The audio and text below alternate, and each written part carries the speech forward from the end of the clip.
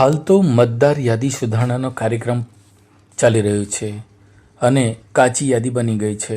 ત્યારે હવે એક નવો ફણગો ફૂટ્યો છે. ફોર્મ નંબર 7 ભરો અને ગમે તેનું ફોર્મમાં તેનું નામ લખીને તેને રજૂ કરો મામલતદારમાં, એટલે તમારું મતદાર યાદીમાંથી નામ કમી કરવા માટેની શરૂઆત થઈ જાય. ત્યારે આવું જ એક કાવતરું બહાર આવ્યું છે, જેમાં અંકલેશ્વર તાલુકો, હાંસોટ તાલુકો અને અંકલેશ્વર શહેરમાંથી હવે કેટલાક એવા લોકો છે કે જેઓ વર્ષોથી મત આપી રહ્યા છે અથવા તો ચૂંટાઈ રહ્યા છે, તેમના પણ નામો ફોર્મ 7 ભરીને રદ કરવા માટેની રજૂઆત કરી દેવામાં આવી છે. અને ખાસ કરીને અંકલેશ્વર, હાંસોટ તાલુકામાં અને શહેરમાંથી લગભગ 11,000 કરતાં પણ વધારે મુસ્લિમ સમાજના મતો રદ કરવા માટે ફોર્મ 7 ભરીને અંકલેશ્વર તાલુકા અને હાંસોટ તાલુકાના મામલતદારને રજૂ કરી દેવામાં આવ્યા છે. ત્યારે આ વાતની જાણ આજે અંકલેશ્વર, હાંસોટ તાલુકાના મુસ્લિમ સમાજને થતાં તેઓ દ્વારા મુસ્લિમ સમાજને મતાધિકારથી વંચિત રાખવા માટે મેલી મુરાદ રાખનારા કેટલાક નાલાયક, બદમાશ અને હરામખોરોએ કરેલા આ કાર્યને લઈને મુસ્લિમ સમાજ રોષે ભરાયો હતો અને આ કાવતરાખોરો સામે આજે પગલાં ભરવા માટે અંકલેશ્વરના એસડીએમ સમક્ષ રજૂઆત કરવા પહોંચ્યા હતા. અંકલેશ્વર એસડીએમને આવેદનપત્ર આપતા જણાવ્યું હતું કે મતદાર યાદીમાંથી થયેલી તથાકથિત ગેરરીતિની ખાસ તપાસ કરવામાં આવે. એટલું જ નહીં, પણ જે રીતે મુસ્લિમ સમાજને મતાધિકારથી વંચિત રાખવાનું કાવતરું કરવામાં આવી રહ્યું છે, તેવા તમામ કાવતરાખોરો સામે કાનૂની રાહે પગલાં ભરવામાં આવે અને આ મામલે જે તે પગલાં ભરાય તેવી માંગણી કરવામાં આવી હતી.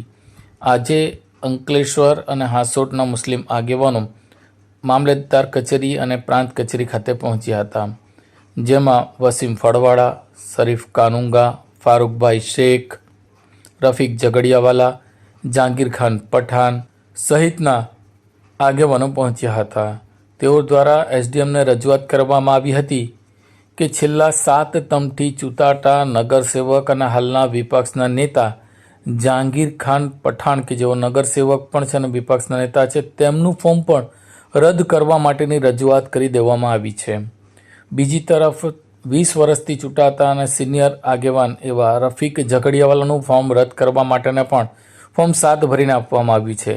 ત્યારે આવત અનેક મુસ્લિમ આગેવાનોના નામો કમી કરવા માટે કાવતરાખોરોએ કાવતરું રચીને રીતસરની મુસ્લિમ આગેવાનોની નેતાગીરીને પતાવી દેવા અને મુસ્લિમ સમાજની નેતાગીરીને પૂર્ણ કરી દેવા માટેનું જે કાવતરું રચવા, તેવા તમામ કાવતરાખોરો સામે પગલાં ભરવામાં આવે, તેઓ સામે કાનૂની કાર્યવાહી કરવામાં આવે તેવી માંગ કરવામાં આવી હતી.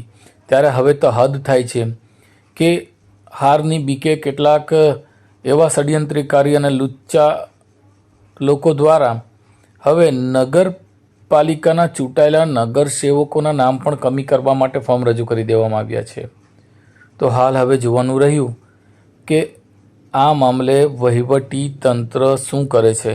શું આ અરજી કરનારાઓ સામે કાનૂની રાહે પગલાં ભરશે કે પછી બધું સમૂહ સૂતર પૂરું થશે, તે જોવાનું રહ્યું. જોકે આજે રજૂઆત કરવા પહોંચેલા આ મુસ્લિમ આગેવાનો પૈકી સાહિલ ઝઘડિયાવાલાએ કંઈક આ પ્રમાણે મીડિયાને જણાવ્યું હતું. મારું નામ રફીક ઝઘડિયા, હું BLO 2 તરીકેની કામગીરી વોર્ડ નંબર 4 માં કરું છું.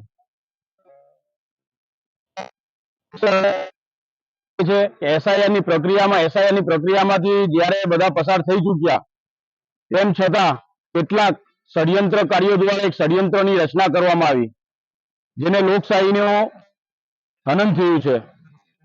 ત્યારે સમગ્ર મતદારો પસાર થઈ ચૂક્યા પછી પણ 7 નંબરના ફોર્મ ભરી તેમના મતને ચેલેન્જ કરવામાં આવ્યું, જે સદંતર ભારતીય સંહિતાની કાનૂનની ધારાઓની વિરુદ્ધ છે અને ચૂંટણી પંચના નિયમો વિરુદ્ધ છે.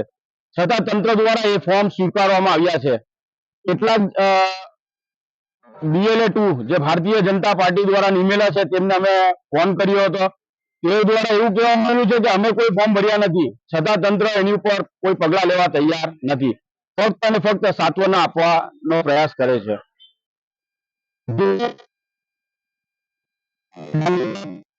જેઓ અંકલેશ્વરમાં સતત 35 વર્ષથી ચૂંટાય છે, 35 વર્ષથી સતત પણ ફોર્મ નંબર 7 ભરીને આ ષડયંત્રકારીઓ દ્વારા આપવામાં આવ્યું છે. એ અત્યંત નિંદનીય કામ કહેવાય. વોર્ડ નંબર 4 ના સભ્ય શ્રી રફીકભાઈ ઝઘડિયાવાલા જેઓ સતત 20 વર્ષથી ચૂંટાય છે, તેઓનો પણ ફોર્મ નંબર 7 ભરીને આ ષડયંત્રને અંજામ આપવામાં આવ્યું છે. અમારી માંગ તંત્ર પાસે એટલી જ છે કે સીસીટીવી ફૂટેજ એસપી સાહેબ કબજે કરવામાં આવે અને આ ષડયંત્રકારીઓ કોણ હતા જેઓ લોકશાહીને કામગીરીને અટકાવવાનું અને એમાં અડચણો ઊભી કરવાનું કામગીરી કરતા હતા, તેમને સખતમાં સખત સજા થાય કે જેથી કરીને લોકતંત્રને બીજી વાર કોઈ ચેલેન્જ કરી શકે નહીં.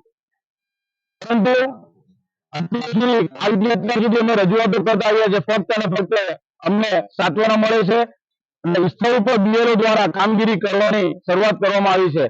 જ્યારે બીએલઓ બધા ના કહે છે કે ભાઈ અમે અમારી કામગીરી સપોર્ટ કરી છે, સવારે છે આ જ કામગીરીનો, છતાં તંત્ર દ્વારા આમાં કોઈ પણ ધ્યાન આપવામાં આવતું નથી. જો પ્રક્રિયાને અટકાવવામાં નહીં આવે તો મુસ્લિમ સમાજ હોય, આદિવાસી સમાજ હોય કે અન્ય કોઈ સમાજ જે આનાથી પીડિત છે તેની સાથે અમે પણ ખભે ખભો મિલાવીને તૈયાર રહીશું અને જ્વલંત આંદોલન કરીશું તે તંત્રને ખબર પડે એના વિશે. कॉल करें अभी 8733053364 पर या 9426889560 पर. हिमालय इंटरप्राइजेज, जियो मार्ट डिजिटल भरूच,